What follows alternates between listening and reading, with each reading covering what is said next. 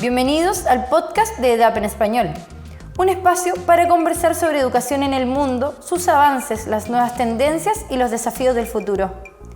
Aquí comienza de EDAP en Español, una conversación de vanguardia.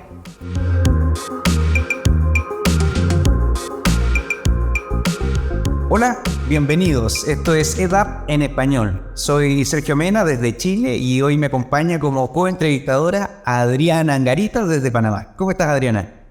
Hola, Sergio. Muy contenta de estar aquí con todos ustedes nuevamente con invitados de interés y con temas que realmente nos llenan el corazón. Un gusto estar aquí. ¿Y quién nos va a acompañar hoy, Sergio? Cuéntanos. Bueno, hoy día vamos a tener una excelente conversación. Hablaremos de un tema muy interesante. Hablaremos de economía circular. O mejor dicho, sobre la adaptación de la educación para una economía circular. Y para esto hoy tendremos el privilegio de conversar con un destacado profesional. Vamos a entrevistar a Sebastián Siche. Él es director del Centro de Innovación y Desafíos del Futuro de la Universidad Gabriela Mistral. Sebastián es abogado, tiene un magíster en Derecho Público y académico en diferentes universidades chilenas en materias de regulación, gobierno y gestión pública y en Derecho Público. En su destacada trayectoria profesional ha ocupado cargos en diferentes gobiernos de Chile como vicepresidente ejecutivo de la Corporación de Fomento de la Producción, Corfo, ministro de Desarrollo Social, presidente de Banco Estado, subdirector del Servicio Nacional de Turismo, Sernatur, y jefe de asesores del Ministerio de Economía. Y por supuesto, un rol probablemente el de más trascendencia, en mi opinión al menos, también fue candidato presidencial. Así que vamos con Sebastián. ¿Cómo estás, Sebastián? Bien, mucho gusto. Yo siempre pienso que cuando uno llega a los 45 y tiene tantas ex cosas, como espero no tener una sola mujer y no una ex mujer, pues ya sería demasiadas cosas. Pero tengo harto carrera, tengo harta trayectoria en cosas sociales que vamos a conversar hoy día. Y gracias por la invitación, pero sigo aprendiendo mucho de lo que vamos a hablar. Bueno, muchas personas, pienso, no están familiarizadas o no entienden con total amplitud qué es lo que es la economía circular. Así que pienso podríamos arrancar con la primera pregunta para que tú, Sebastián, nos puedas explicar cuando nos referimos a economía circular. ¿Qué es lo que plantea este concepto? ¿Cómo se relaciona con la formación profesional? ¿Cuál es tu definición? Mira, voy a explicar bien corto que estamos viviendo una época de cambios trascendentales para la humanidad. Si uno piensa desde que se inventó la imprenta hasta que llegó la imprenta a Latinoamérica, particularmente a Chile, pasaron 500 años. Desde que se inventó Internet hasta que Internet se masificó en el mundo pasaron menos de 10 años. Y lo que quiero explicar en esto, que estos procesos de cambio han alterado nuestra forma de producir y también, obviamente, nuestra forma de enseñar.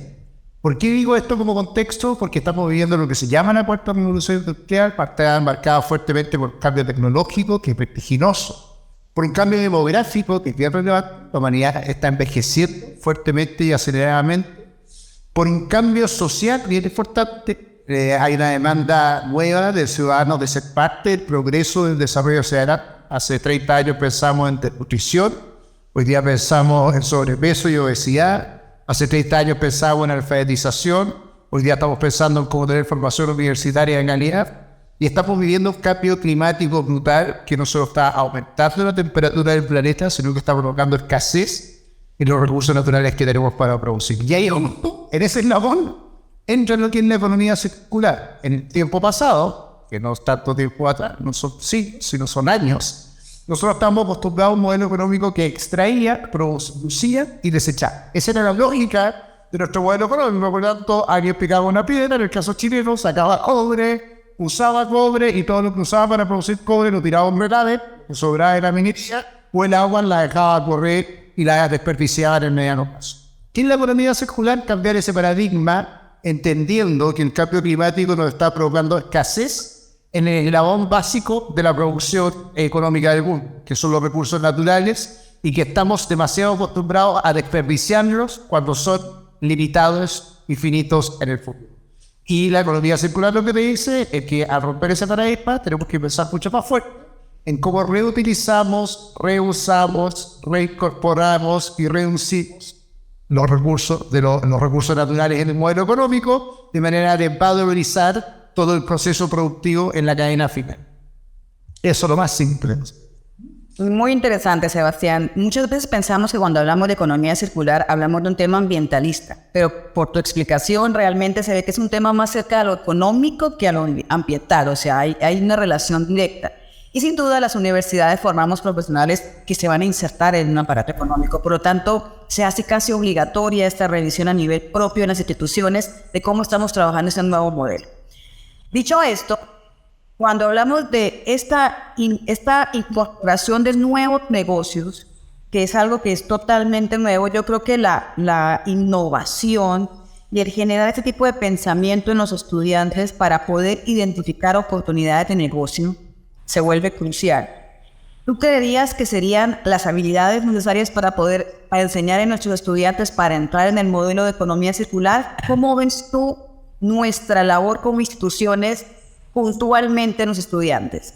Había una cosa que uno pensaba que esta discusión de la economía circular o los temas ambientales era como unos hippies en los 60 y que andaban discutiendo cosas que iban fuera del modelo económico. No tiene nada que ver con eso. Y deja explicarlo en términos económicos. En el caso chileno, 1 kilo de desecho de Chile se valoriza en $1. Esa es una realidad económica hoy día. En una economía media, se valoriza en promedio en $4. Estoy aproximando a números, en realidad es 3.7, pero $4. Y por lo tanto lo que hacemos, países como Chile, pero en la realidad en casi toda Latinoamérica, es quemando billetes cada vez que tiramos algo a basura. Eso es la práctica. Y por lo tanto nuestra economía desperdicia $3 por cada kilo de desecho que podrían reintegrarse al círculo económico. Muchas de estas estadísticas te dicen que no deberían ser 4, sino que uno podría valorizar cerca de $10 el kilo de material desechado. Entonces, primero, esto es un problema económico brutal. Porque yo no dejo, ninguno de nosotros tenemos el privilegio, ninguna sociedad tiene el privilegio de andar quemando billetes cuando somos sociedades en desarrollo o que pueden ser desarrolladas y necesitamos valorizar estos recursos. Primero, es un problema económico. Segundo, un problema de legitimidad social para operar. Además, tenemos comunidades locales, entornos que se relacionan en torno a las empresas que están exigiendo cada día más estándares ambientales distintos porque efectivamente quieren dejarle mejores sociedades a sus hijos y las empresas tienen crisis que les impiden desarrollarse hacia adelante. Y el tercer pilar, que es el que tú más importante lees, por lo tanto, lo que se genera a través de estos dos primeros problemas es que tiene una tremenda oportunidad de negocio, porque hay gente que tiene que descubrir cómo utilizar estos 3, 4, 5 o $7 que se pueden ganar por esos desechos, y eso solo lo hacen en general emprendedores innovadores, porque las empresas tradicionales saben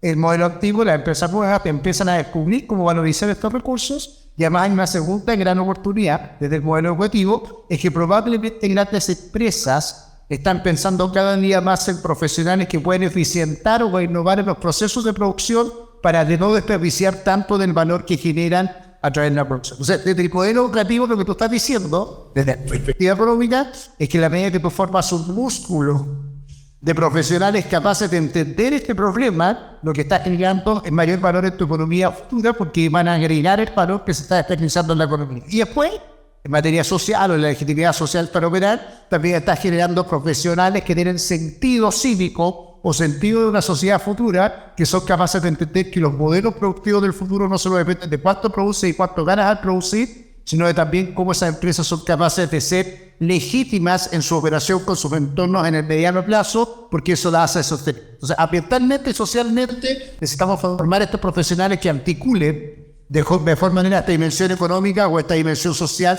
de las empresas del futuro.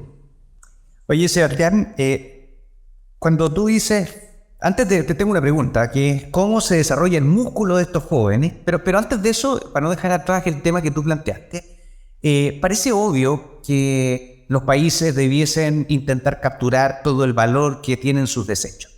¿Por qué crees que, particularmente, por ejemplo, en nuestro país, nosotros tenemos una valorización de solo $1 cuando el potencial es 10 o cuando el promedio es 4?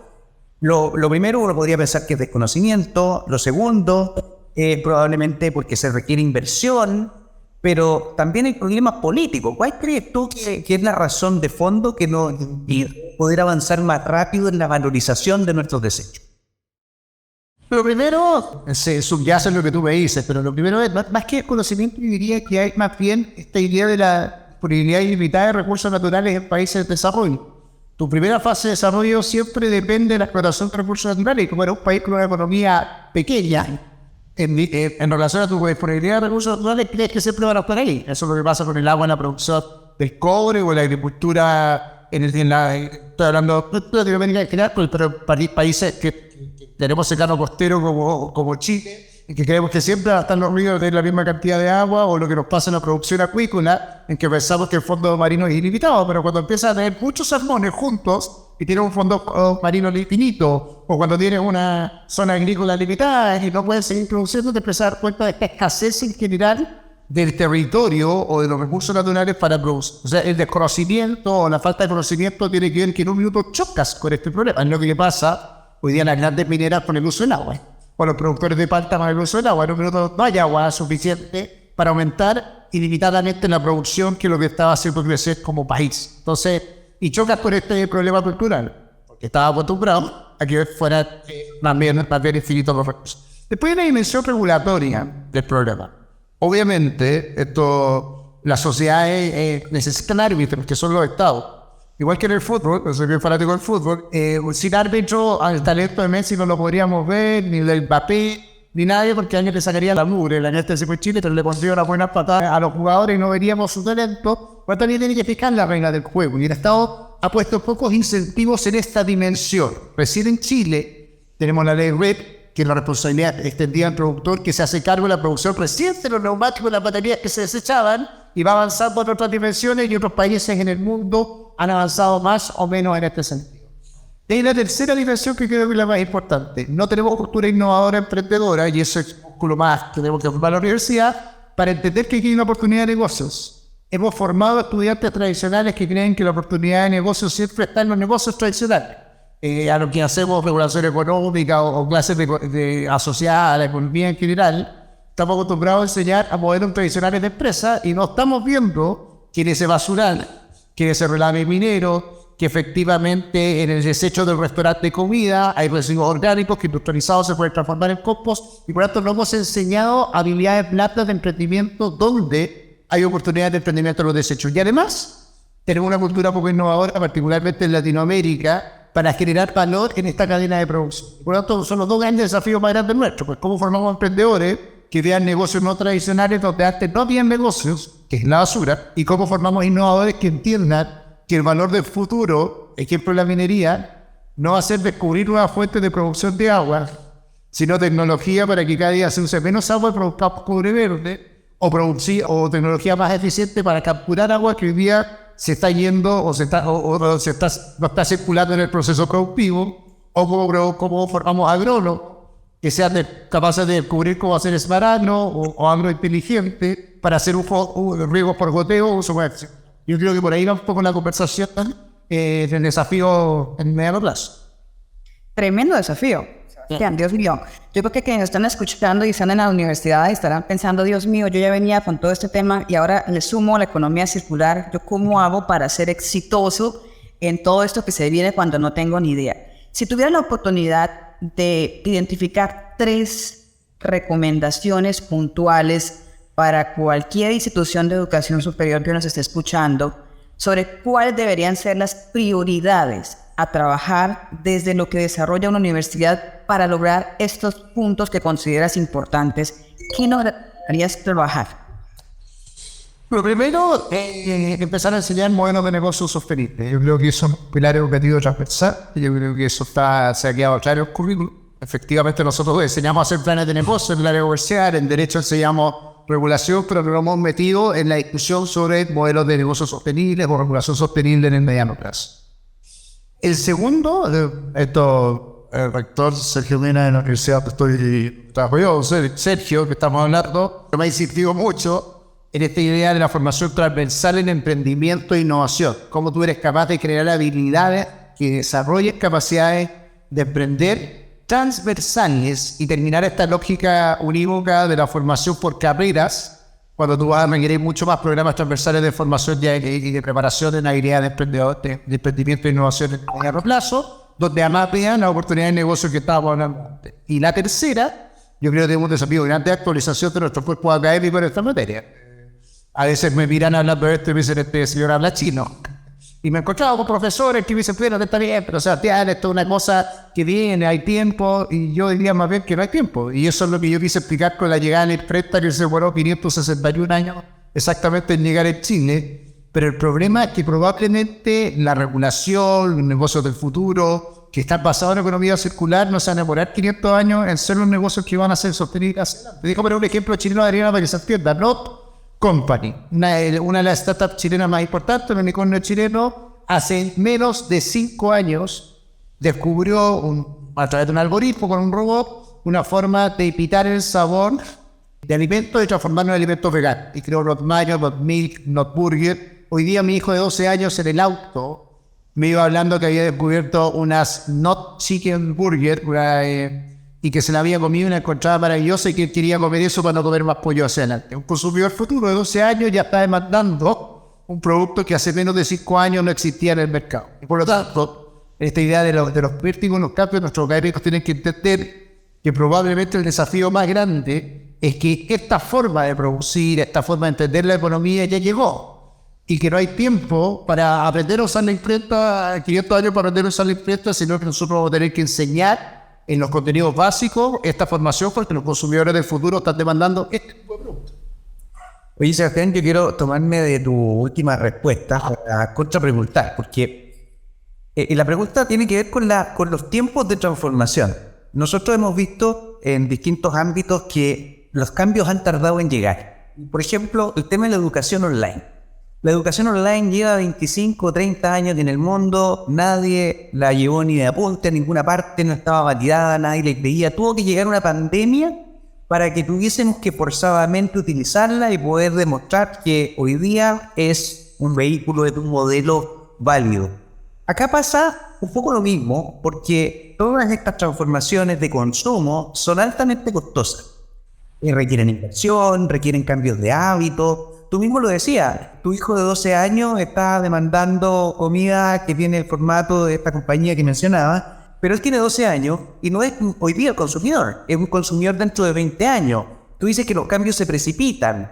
La regulación muchas veces nos ayuda a que esto así ocurra. Yo en Chile también, Adriana, por ejemplo, hubo un minuto en que dijeron no hay más bolsas plásticas. Se acabaron. Y todos tuvieron que transformarse, tener bolsas de papel, cartón o reutilizables. Pero porque llegó la regulación. El concepto del cual hoy día nos hemos repetido es bastante amplio, tiene múltiples aristas, y la pregunta en concreto es ¿cuánto tiempo van a tardar en llegar a nuestras distintas economías en la región? Me refiero aquí a Latinoamérica, o qué cosas tendrían que ocurrir para poder lograr que esto se haga más rápido.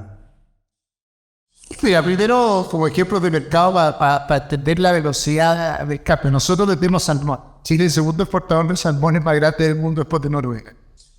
Hace 10 años nuestro principal consumidor era la Unión Europea, pero los estándares que nos exigieron en la producción, del uso del fondo marino, del uso de agua recirculada, etcétera, nos hicieron que cubriéramos los chinos. Entonces dejamos de vender a los europeos y empezamos a vender a los chinos más fuertes porque sus estándares ambientales eran más bajos en la exigencia de la producción. Ahí la reflexión, rector, va a ser obvio. ¿Cuánto se van a demorar los chinos poner una revolución igual que yo te digo que puede ser pasado mañana? Basta una crisis y por lo tanto la celeridad del cambio hace que esté adaptado. Lo único que uno puede hacer eternamente es descubrir nuevos lugares donde vender tu producto. El problema es que eso no solo están limitados, sino que todos los compromisos ambientales en la COP, todos los compromisos de descarbonización en el mundo, todas las regulaciones globales avanzan en exigir cada día más estos estándares y por lo tanto, claro, uno siempre puede ir tratando de adaptar su economía hacia nuevos consumidores que no tengan los patrones de exigencia, pero países que viven de la exportación, como toda Latinoamérica, tarde o temprano saben que les va a llegar esta exigencia, por lo tanto parece más bien ser eficiente en la producción y adaptarse a la producción. Esta es la primera gran reflexión. A la pregunta de la situación chilena, la ley RED, a todos los que están escuchando en Latinoamérica, en Chile partió, pero el no más bolsas plásticas, no más bombillas, uno empieza a abrir todos los países en el mundo y uno sabe que viene, por lo tanto no hay que aventurarse para saber que 10 años más, casi todos los mercados no solo van a tener una ley red para la batería, los neumáticos, sino para todas las botellas plásticas, para todo lo que tenga que ver con envases no sostenibles y probablemente incluso para cuando alguien corta el pasto en su casa, donde deposita el pasto, le van a pedir que no puede irse a un basural, sino que debe terminar tratándose de una planta de residuos orgánicos. Por lo tanto, adelantarse a este proceso es una buena oportunidad de negocio desde la perspectiva y una buena oportunidad profesional. Y vamos a necesitar ecólogos, biólogos, científicos de datos que investiguen la trazabilidad, etcétera. Comparto 100% la idea de la demora en adaptarse en general al sistema educativo, a la formación digital, o más bien pero tiene algo de cierto y algo de mentira.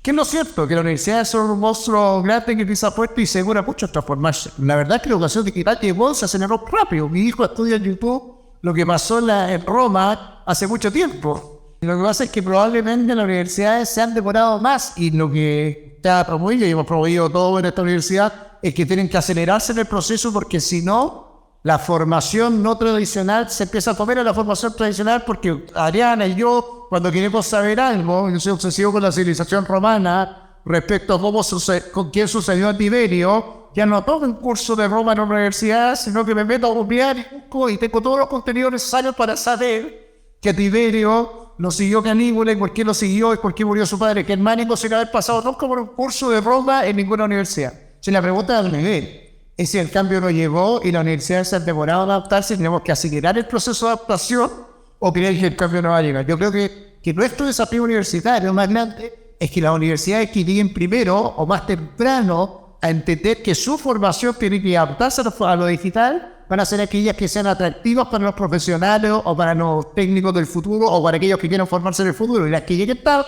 van a quedar obsoletas en este modelo de desarrollo. Esa es la gran gracia de lo que estamos haciendo acá en la carrera que estamos llenando temprano. Pero el desafío de las universidades va a ser llegar temprano, porque si no, probablemente va a haber muchos como yo que en vez de terminar mi tesis de doctorado, de pensar en hacer un doctorado, que es un gran cartel para poner una investigación para poner en mi pared, probablemente mucho de lo que he aprendido lo puedo obtener en contenidos que están disponibles en el mercado, Coursera, en Pixarron, donde tú quieras encontrarlo, y que van a darme los contenidos de investigación, los contenidos de lo que yo quiero llegar desde el lado sin necesidad de pasar por la educación formal. Entonces ahí está el gran desafío del sistema universitario, de llegar temprano, porque ya está pasando y pasó más rápido de lo que nos esperábamos y no hemos podido entrar en el sistema educativo general. Todavía tenemos el monopolio, que es el título profesional, esa es nuestra casa. Pero eso tarde o temprano, no sabemos si el mercado lo va a exigir o no exigir. Lo más importante es que no sea el título profesional nuestro monopolio, sino que nosotros vamos a dar mejores contenidos que el sistema, que la autoformación en el sistema digital. Precisamente, Sebastián, de eso se trata un poco lo que estamos hablando en EDAP, llegando a abordar cómo realmente las universidades logran mantener su relevancia, por precisamente estas cantidades de opciones que están empezando a existir con la información que está en todo el ámbito, y que ya el desafío aquí es el conocimiento y la aplicación realmente, ya no la información.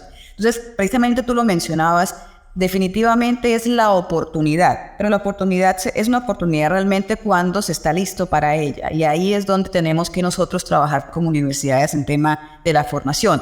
Sin embargo, tenemos trayectoria, antecedente, lo mencionaste, de que lo hacemos muy lento. Es decir, tiene que haber algo diferente para que no tengamos la tendencia que siempre hemos tenido a ser lentos en los cambios. Generalmente las estructuras tienen mucho que ver. Somos unas estructuras bastante complejas y con una idiosincrasia propia, generalmente en las instituciones, que hace que sea mucho más lento el proceso. Estamos hablando de un liderazgo institucional, una visión que realmente acepta y apropia esto. Luego vemos una ejecución donde normalmente no somos tan fuertes administrativamente hablando, y al final tienes al profesor, lo mencionaste al inicio, que es el que toca al estudiante y realmente logra una transformación en él. Teniendo en cuenta que las dos primeras partes las podemos trabajar, tú mencionaste algo muy importante, es el profesor. Si nos estuvieran escuchando todos los profesores de Latinoamérica, ¿tú qué les recomendarías a ellos? Yo soy profesor de biología, yo soy profesor de química, yo soy profesor. ¿Cómo hago qué hago en mi área para poder aportar a este cambio tan importante? Porque de pronto no es tan fácil para mí entenderlo y verlo. ¿Qué recomendarías? ¿Cuáles serían tus 3 recomendaciones para los docentes que hoy nos escuchan para hacer en el aula? Yo voy a partir por lo que estábamos hablando al final, de llegar temprano.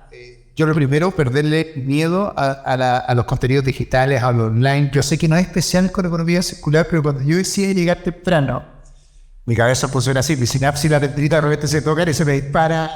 Cuando Sergio me decía, que si llegamos temprano, llegamos tarde. Yo decía, bueno, es que nosotros somos parecidos al mercado de los taxis, los profesores y las universidades. Cuando llegó Uber u otras aplicaciones, porque tenemos una patente, que es verdad, que nosotros acreditamos calidad con el título profesional, que es valiosísimo, hasta que alguien sea más innovador y descubra algo más rápido que nosotros, salvo que nosotros nos adaptemos. ¿Y por qué digo de llegar temprano? Porque probablemente nuestro verdadero desafío va a tener que ser entregar contenidos digitales, meternos en lugares con la formación, tener la capacidad de formar estudiantes de todo el mundo en el mediano plazo, de llegar a acceder con circuitos de información complementarios y flexibles de manera distinta de lo que estamos haciendo, y por lo tanto al video original es perder el envío inicial a que los contenidos digitales de la formación online va a ser valiosísima en el futuro, porque si no, nuestra competencia, entre comillas, que es la educación informal y no certificada, nos puede ganar hasta con fake news, entre comillas, pero porque nosotros no supimos. Después, respecto a economía circular, yo creo que son dos cosas, lo dije harto, es entender que vamos a cada día más esta idea de los contenidos prácticos, o más bien de la información práctica del vinculado al mercado, va a ser más vital. O sea, nosotros venimos de una tradición de libros de este grueso que nos pasaba profesor y lo estudiamos y lo aprendíamos y lo llevamos a la casa, y probablemente cada día vamos a tener que tener casos de estudios particulares que nos determinen contenidos que tienen que ver con la realidad. Algo les decía yo de los desechos, pero si no entendemos qué está pasando con lo que eliminan los restaurantes, los kilos de comida que eliminan con los restaurantes, cómo se recicla, y no nos metemos en eso, no vamos a descubrir cómo emprender. Entonces, hay algo de contenido que tiene que ver con el acervo cultural y los patrones intelectuales que desarrollan los contenidos hacia adelante, pero algo que va a tener que ver mucho que ver con los flujos de lo que está pasando en la realidad, en la humanidad, en la economía, que van a marcar la agenda de lo formativo en el mediano plazo. Y yo diría que el tercer consejo, que la relación maestro-estudiante, esa relación que siempre fue desde el siglo XIV, no ni siquiera en Grecia, que fue una relación bien vertical, va a tener cierta especie de horizontalidad distinta, que es más parecido a la formación original aristotélica, cuando empieza, que es una relación maestro-profesor en que los contenidos son circulares también. Por lo tanto, vamos adaptando nuestra formación a lo que le está pasando en la práctica. Yo le ponía el ejemplo de mi hijo Pedro, de los nuggets de pollo, las purries de pollo. Vamos a tener que ir aprendiendo muchas veces de estos casos prácticos, la experiencia que nos trae los estudiantes, y nosotros con la formación académica darle la conducción a esa experiencia. Pero la experiencia no va a estar en lo que está, sino en lo que viene, y ahí el estudiante juega un rol principal en esto. Excelente, muchísimas gracias, Sebastián. Lamentablemente se nos fue el tiempo. Creo que quedamos con ganas de seguir haciéndote preguntas y discutiendo acerca de este apasionante tema. Pero bueno, te queremos dejar comprometido para una próxima oportunidad para que podamos hablar de emprendimiento, que es otro de los temas que entiendo también a ti mucho te apasionan. Me quedé pegado, como dijiste tú, con el tema de llegar temprano. Mañana es ahora, o quizás más disruptivo suena ahora es mañana. Así que bueno, llegamos al final de este programa. Adriana, nosotros nos despedimos. Esto fue EDAP en español, y quedan invitados cada miércoles a un nuevo episodio de este programa y a seguirnos en redes sociales para que puedan acceder a información de nuestro próximo episodio. Así que Adriana, Sebastián, les dejo la palabra para que puedan despedirse también. Gracias, Sergio. Igual, Sebastián, muchísimas gracias. También me quedo con lo que tú mencionaste, profesores, escuchar. Creo que es una de las principales habilidades a desarrollar por su parte. También aplicar es muy importante, no lo dejan de tarea. Y finalmente inspirar, porque eso es lo que genera cualquier tipo de innovación o motivación, inspirar a nuestros chicos. Sebastián, muchísimas gracias, muy rica la conversación, y como dice Sergio, nos vemos próximamente, seguro que sí.